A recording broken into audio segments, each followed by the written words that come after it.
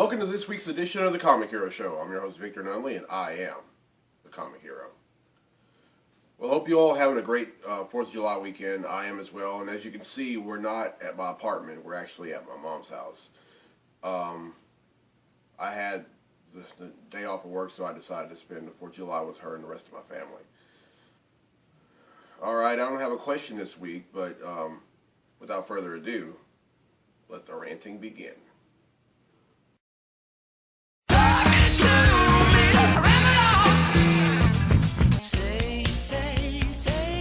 What you talking about, Willis? Alright, the first thing I want to talk about is the 4th of July. We celebrate it every year on July 4th, and this year marks, our country has been a country for 238 years. And, we have a lot of rights that most countries don't. And I don't really understand why a lot of us complain about a lot of things. We live in a country where we have the right to say what we want to say. We have the right to marry somebody outside of our race, outside of our faith. Even and in some instances, we also have the right to. In certain states around here, we have the right to marry someone of the same sex. And so, that being said, we shouldn't complain about anything in this country.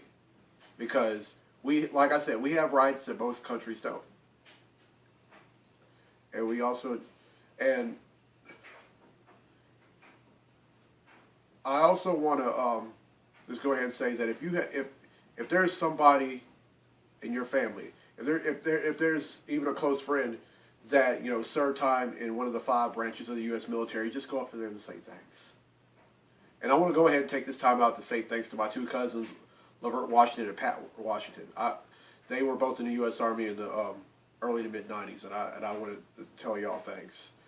And as well as one of my good friends that had the privilege to be in with the in the ULM trumpet studio, Jason Smith, who served in the U.S. Air Force. Thanks, Jason. All right, the next thing I want to talk about, as promised, is the Louisiana Peach Festival. It was last weekend in Ruston, and I went down there and I had a great time.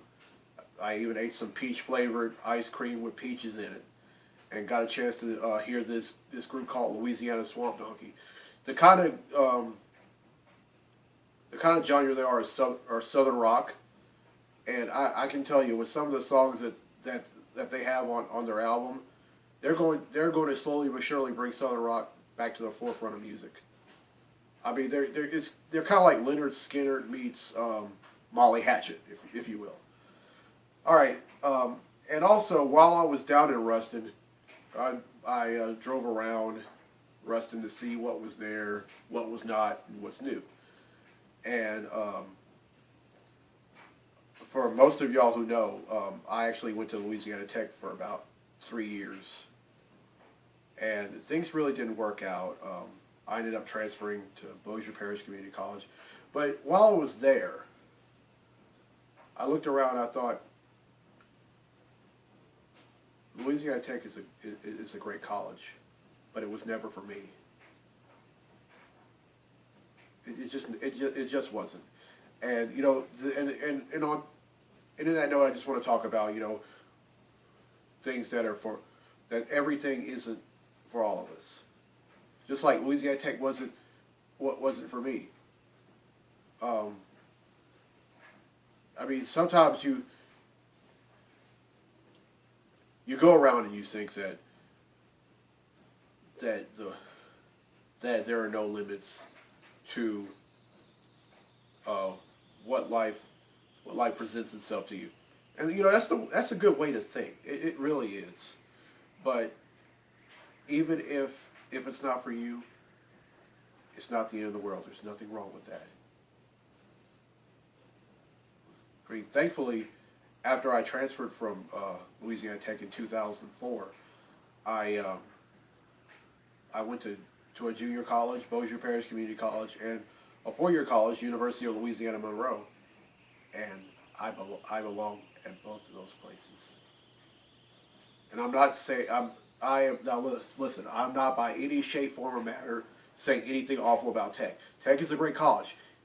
The only thing was, it wasn't for me. It wasn't, even though I was there for 3 years, I never fit in there. And it wasn't because of the people there, it was because of me. Because it just wasn't,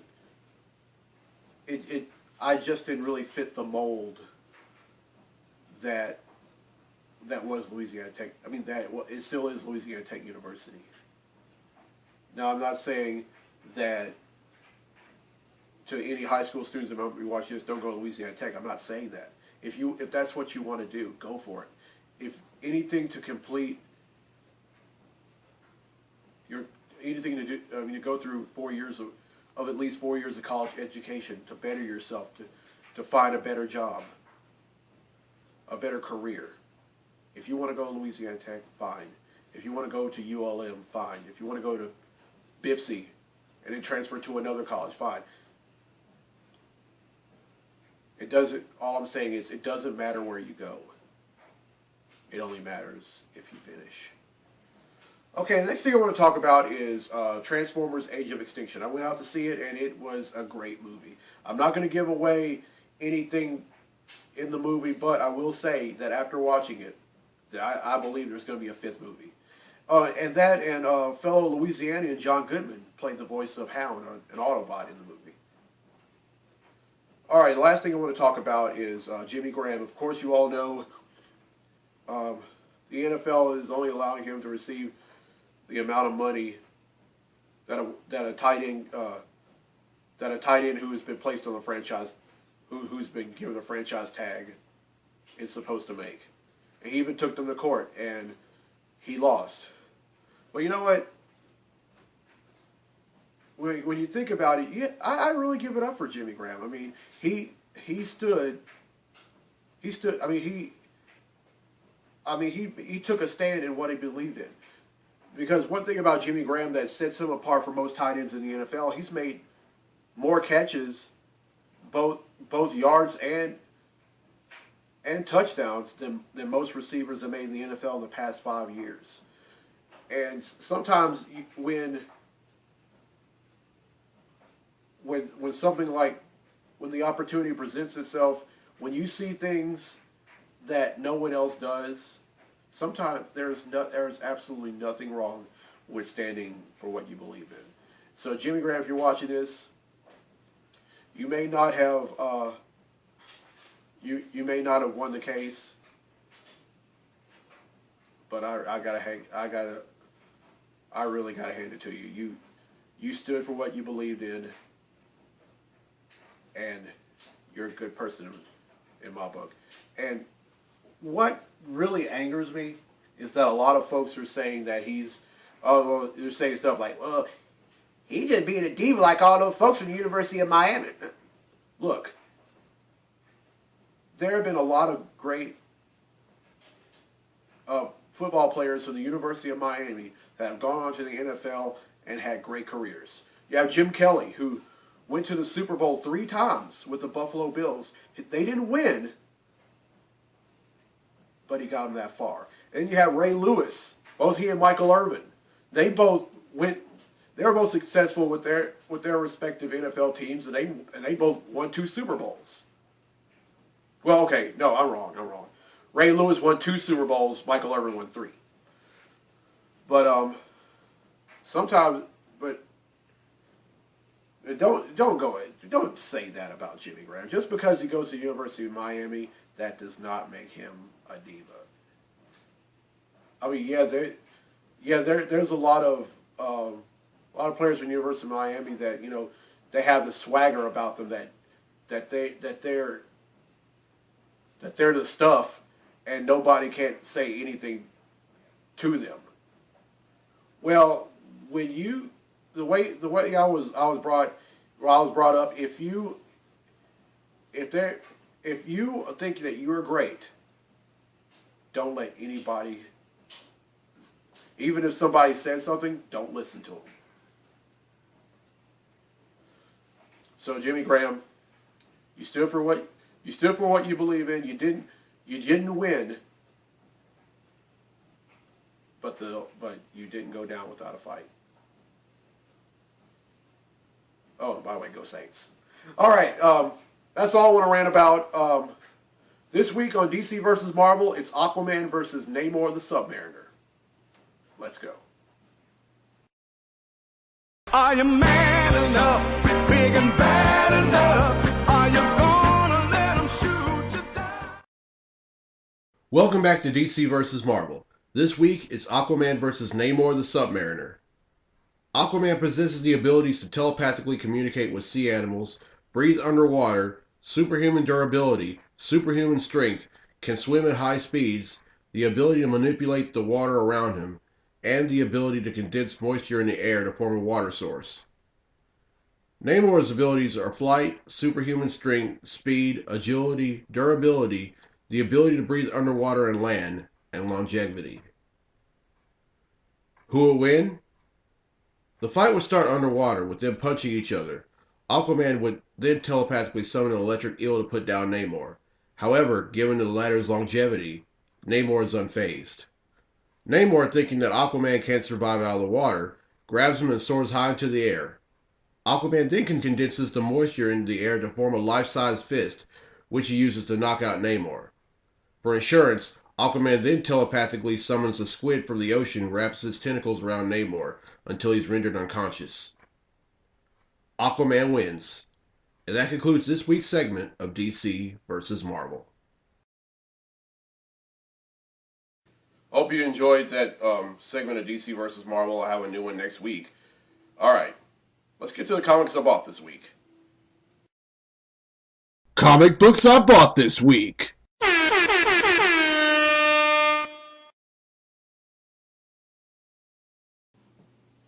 Up first is Action Comics number 33. This is another chapter in the Superman Doom story arc. And in the last chapter of it, which was Superman Wonder Woman number 9, he had become a full-blown Doomsday. But then we found out that deep in his mind, a Doomsday and his Clark Kent side, they start fighting each other.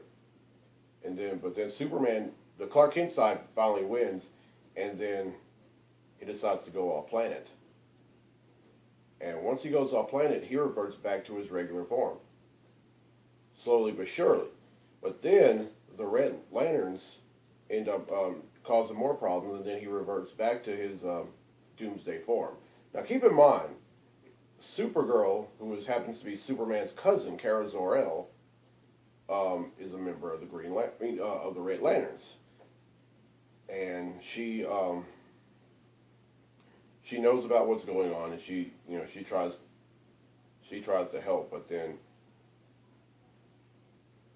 he pretty much told the Red Lanterns to leave him alone, and they do, and then he reverts back to his Superman form, and he's pretty much going to be staying off Earth for a while until he can be able to get rid of the Doomsday virus that's ravaging his body. All right. Up next is Green Lantern number 33. This is part 5 of the Uprising story arc that's also a crossover event with the Green Lantern Corps book. And all the things that have been going on is there's this entity, there's this alien race called the Darlings who have the ability to shapeshift, and they have been causing a lot of problems in the Green Lantern Corps, and they have. But then, as of late, the Green Lanterns have pretty much exposed them and for what they really are, and let the entire universe know that the Green Lanterns are not the enemy, that the Darlings are. But just as this is going on, there are more Darlings coming, and then there are also other alien races that are they're getting into the act. This is also the next to last chapter of the Uprising story arc. It concludes in Green Lantern Corps number 33, which I think is going to be coming out next week. All right, up next is Batman and Ra's al Ghul number 32. This is another chapter in the continuing story arc called The Hunt for Robin. And what's going on in this book is Batman's found out that Ra's al Ghul has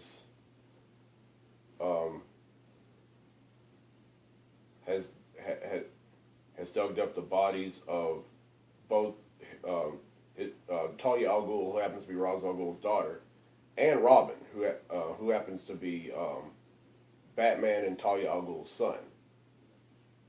And if he dug their bodies up, you know what's going to happen next. He's going to try to get them into a Lazarus pit so he can bring them to life. Well, Batman, even though at one point he wanted to do that for Robin after he died. By the way, Robin was killed by request of his mother, Talia al Ghul, by the League of Assassins. And he wanted that at first, but then he decided that he felt like he would be at peace if Robin were to rest in peace. But I don't know. I think after reading the last issue, which was Batman and Frankenstein number 31, I think after seeing the last page, I think Batman might be too late. But as soon as I read this, I'll let you know when Batman and Ra's al Ghul, the next issue of Batman. I call it Batman and the book when it first started out in 2011 was called Batman and Robin, but the book kept changing names right after the death of Robin, and Batman Incorporated number 8. Up next is Superman Unchained number 7. What's been going on in this book is Superman has temporarily aligned himself with this other alien by the name of the Wraith. Or better yet, no, he's not really he's not an alien. He was actually created by the U.S. government. But then he had broken free of their influence and decided to help Superman. But now now he pretty much double-crossed him. Well, the Wraith has double-crossed Superman, and now he's going back to taking orders by the U.S. government.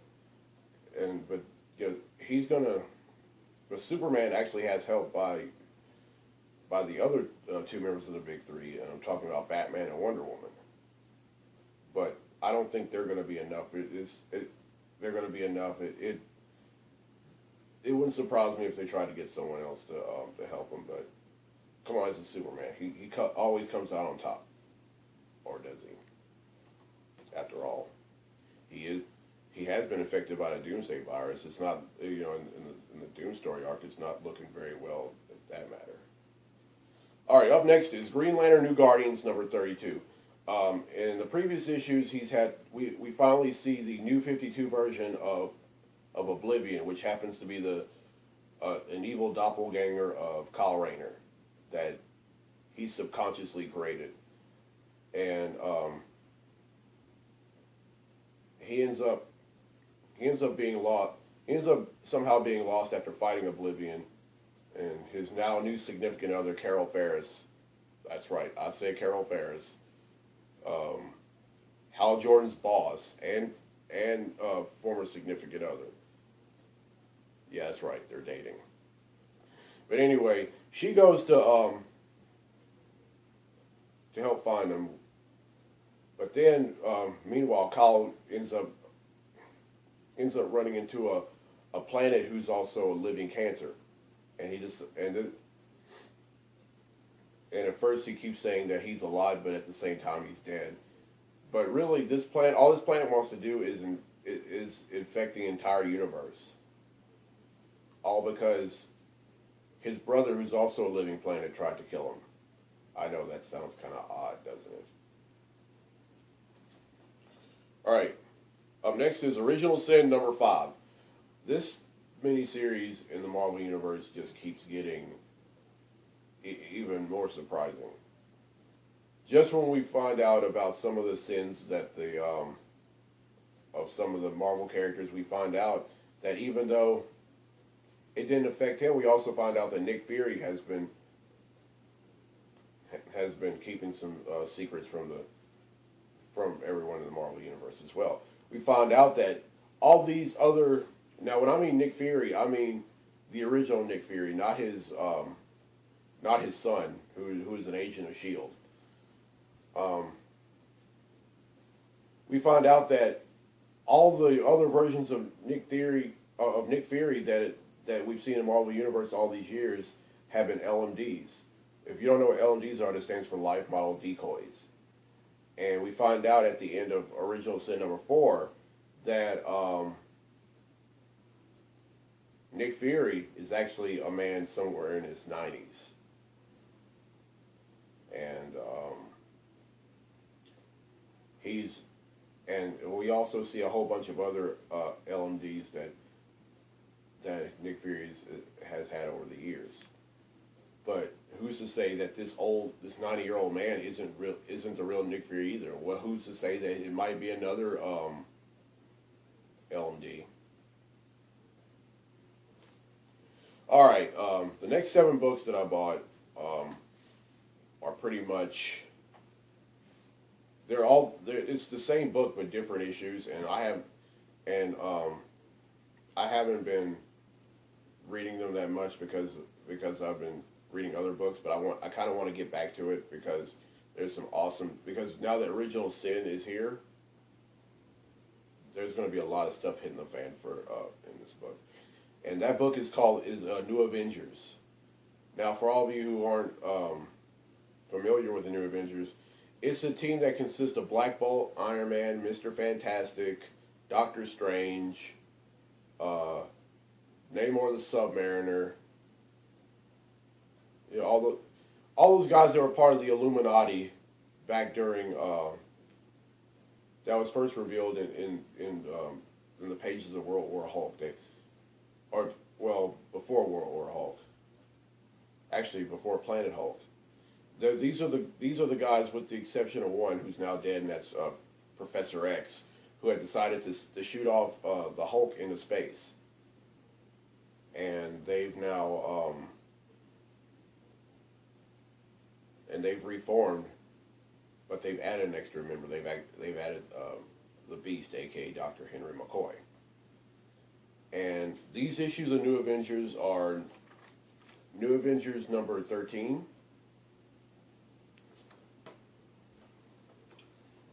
New Avengers number 15,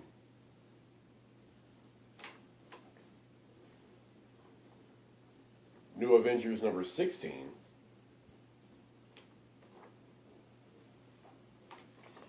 New Avengers number 17,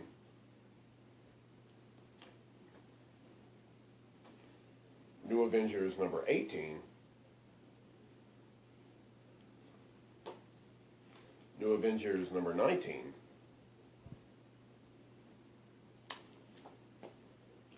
and New Avengers number 20. Now I can tell you right now, with all the stuff that's going on with the Avengers, is, you know, all the stuff they've been keeping from other Avengers teammates and the entire Marvel universe. Like, one of the things that they've been doing is they've been altering time and altering the entire universe, which in the Marvel universe is a complete no-no. And now with Original Sin now here, you can't tell me that's not going to be a secret that's going to be revealed. Okay, that's 13 comics I bought, which brings the total of comics that I bought since December of 1997 to 6,300.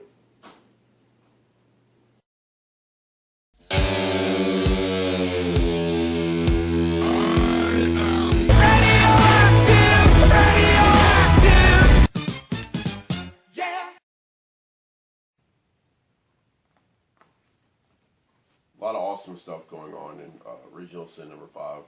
And when number 6 comes out and I buy it, I'll let you know what happened in this book. Okay, well, I hope you enjoyed this 4th of July episode of the Comic Hero Show. And next week, I don't know what I'll be doing. I don't know where I'll be, but it's going to be great nonetheless. If you have any requests, all my Facebook friends who like the Comic Hero Fan Forum, just let me know anything. If you are an employee at my job who had just found out about this web series. Thanks for watching, and I hope you watch every other episode. Because one thing about me, once I put an episode of the Comic Hero Show up on YouTube, I never take it off. It stays there, so you can watch any episodes 1 through this episode, which is number 30, and watch it many times you want. If you have any suggestions for the show, things you want me to do, things you don't want me to do, just let me know. Alright, I'm Victor Nunley. I'm the Comic Hero. See you next week. Till then, be safe, be blessed, be a hero.